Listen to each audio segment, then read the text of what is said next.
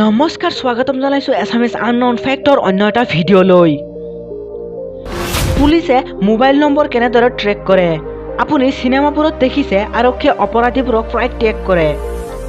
অৱশ্যে আজিৰ ডিজিটেল যুগত ইণ্টাৰনেটৰ সৈতে সংযোজিত যিকোনো ডিভাইচৰ অৱস্থান ঠিকনা বিচাৰি উলিওৱাটো কঠিন কাম নহয়।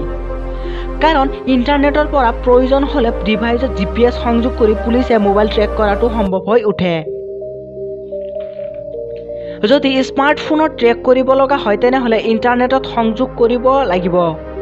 লগতে সেই স্মাৰ্টফোনটো অৱস্থান চলিত অৱস্থাত থাকিব লাগিব। তেনে অৱস্থাত সাধাৰণ মানুহেও ট্ৰেক কৰিব পাৰে। কিন্তু কেপিড মোবাইল, ইণ্টাৰনেট আৰু GPS নাই। তেনে পৰিস্থিতিত ইয়াক ট্ৰেক কৰাটো খুবেই কঠিন। এক সাধাৰণ ব্যৱহাৰকাৰীও বিচাৰি উলিয়াব নোৱাৰে।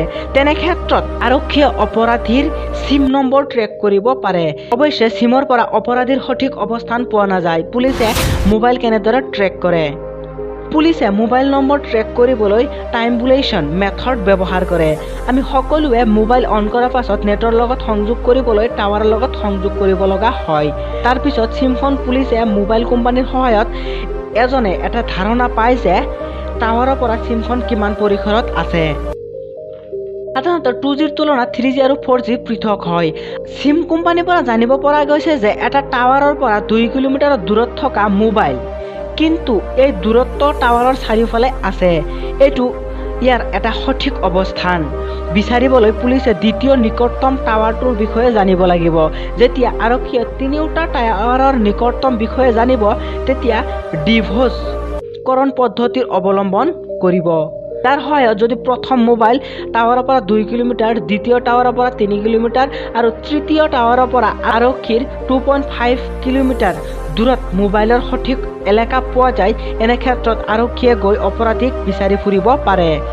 IMEI নম্বৰৰ সৈতে মোবাইল কেনেদৰে ট্ৰেক কৰিব পাৰি? যদি আপোনাৰ মোবাইল চুৰি হয় আৰু আপুনি প্ৰতিবেদন দাখিল কৰিবলৈ আৰক্ষী চকীত যায়, তেনে অৱস্থাত যদি আপোনাৰ মোবাইল IMEI নম্বৰটো বিচাৰে নাই, তেনেহ'লে বিষয়াজনে পুৰণা চিমখনেৰে মোবাইল ট্ৰেক কৰে আৰু আপোনাৰ IMEI নম্বৰটো আৰক্ষীও সেইটো নিৰীক্ষণ কৰে। চোৰে মোবাইল চুৰি কৰাৰ পাছত চিমখন পেলাই দিয়ে, কিন্তু ফোনটো যেতিয়াই অন কৰে চিম সোমোৱাই, অৰ্থাৎ অন্য এটা চিম ব্যৱহাৰ কৰে বা মোবাইলটো অন কৰে। চিম কোম্পানীয়ে ইয়াৰ বিষয়ে জানিব পাৰে। পুলিচে চিম কোম্পানীৰ সেই EMI নম্বৰটো নিৰীক্ষণ কৰিবলৈ কয়। ঠিক এতিয়া আপুনি বুজিব পাৰিলে যে পুলিচে মোবাইল কেনেদৰে ট্ৰেক কৰে। সেইবাবে মোবাইল কিনা বেচা কৰাৰ আগতে আপুনি ভালদৰে নিৰীক্ষণ কৰি চাব। বন্ধুসকল, ভিডিঅ'টো চাই কেনে পালে? যদি ভাল পালে চেনেলটো নিশ্চয় ছাবস্ক্ৰাইব কৰিব আৰু আগন্তুক ভিডিঅ'ৰ বাবে নটিফিকেশ্যনটো অল কৰি দিব।